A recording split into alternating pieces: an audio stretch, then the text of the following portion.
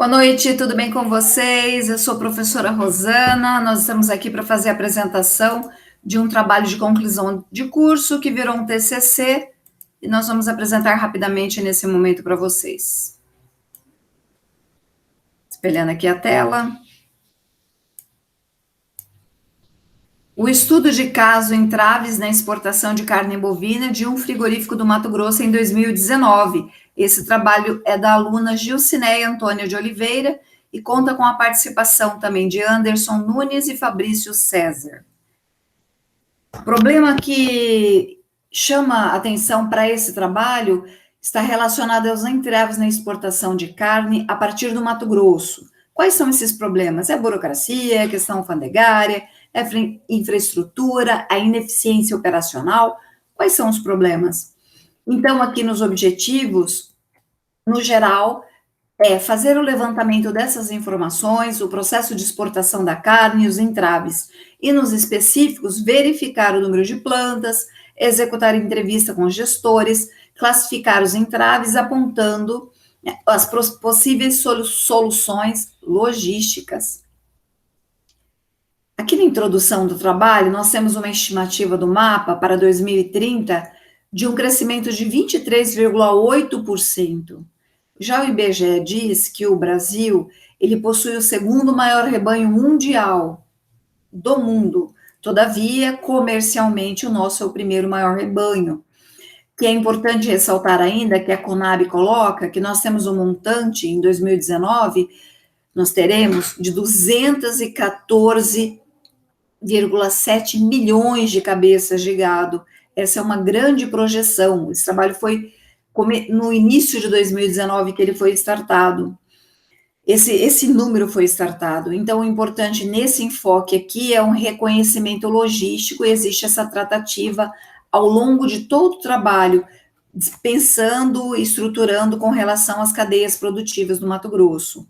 É importante ressaltar na fundamentação teórica que Valquez coloca a globalização e os acordos comerciais de livre comércio no mundo todo, o Mercosul, o NAFTA, a União Europeia, que trata todo esse crescimento internacional e sobrevivência desse mercado. Valquez coloca também a importância das parcerias e da profissionalização desse mercado. Ainda na fundamentação teórica, o Anvisa coloca toda a exigência legal dos estados para fazer essa movimentação da carne. E nós temos aqui o Embrapa colocando a movimentação da carne bovina do Brasil para 150 países no mundo. Outro ponto estatístico é o crescimento dessa movimentação do rebanho mundial e também da exportação mundial. E o Brasil tem que, de 2019 para 2020, um crescimento estatístico de 15,6%. Como foi elaborado esse trabalho? Então, a metodologia da pesquisa é uma pesquisa aplicada, com entrevistas online. É importante ressaltar que todos os gestores das grandes plantas dos frigoríficos do Mato Grosso foram contactados. Todavia, por conta da pandemia, foi um deles que deu uma resposta positiva, então ficou muito específico, só que nós não colocamos aqui o nome dessa empresa, né, por motivos que vocês devem imaginar. A gente coloca sempre, a empresa pediu para não citar o nome, mas todo o trabalho foi colocado aqui de maneira muito pontual, e nós colocamos todos os dados exatamente como foi descrito no processo da entrevista. Então, colocamos também, foi colocado os ganhos de venda em escala no mercado internacional.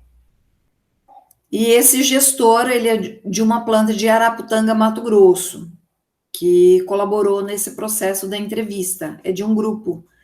Aqui, minha gente, é colocada as respostas em ordem de importância decrescente. Então, essa é a questão que responde o objetivo desse trabalho de maneira pontual e a mais importante, colocada pelo gestor, que é a situação da logística do transporte, a dificuldade em escoar essa carga a partir da planta de Araputanga para os portos do Brasil. Outro ponto que foi colocado também é a dificuldade e a burocracia. Em todos os procedimentos usados, eles são extremamente complexos, e a burocracia alfandegária, a questão das tarifas, foi colocado como ponto número 1. No segundo ponto, na segunda questão, a legislação fiscal. A falta de uma política bem definida com relação aos incentivos fiscais para exportação da carne. Então, este foi o segundo ponto colocado. Na terceira questão, foi perguntado qual o fluxo de carne abatida. Ele colocou 600 cabeças nessa planta, chegando até 800. Na quarta questão, com relação às normas e exigências legais para o abate, a principal questão aqui é que esse gado, essa cabeça não tenha a idade inferior a 30 meses. Também com relação à qualidade da gordura, a limpeza do corte, a temperatura dessa carne, para se manter esse produto de maneira legal.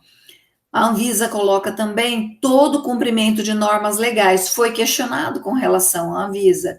E aí o gestor falou que nesse momento, que na verdade a legislação que é atendida é pelo Ministério da Agricultura e Pecuária, com o CIF, que é o Serviço de Inspeção Federal, que fica in loco fiscalizando essa carne, os contêineres, os lacres e toda a legislação sanitária dos produtos.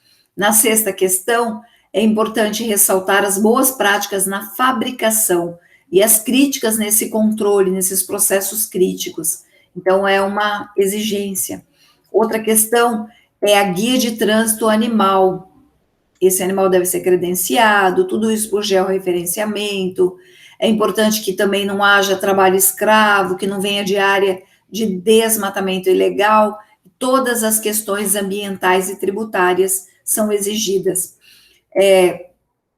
O gestor falou que está um pouco apreensivo com relação ao Covid, né? Porque era no início de 2020. Na 10ª questão, ele coloca que eles atendem o mercado da China, de Hong Kong, África, Egito e Emirados Árabes, e o principal entrave, então, colocado aqui foi a questão da burocracia, o transporte, o processo alfandegário, e os entraves são esses os principais. Muito obrigada por essa apresentação, obrigada a vocês aí da Sober, e o ano que vem a gente se encontra novamente aqui. Obrigada.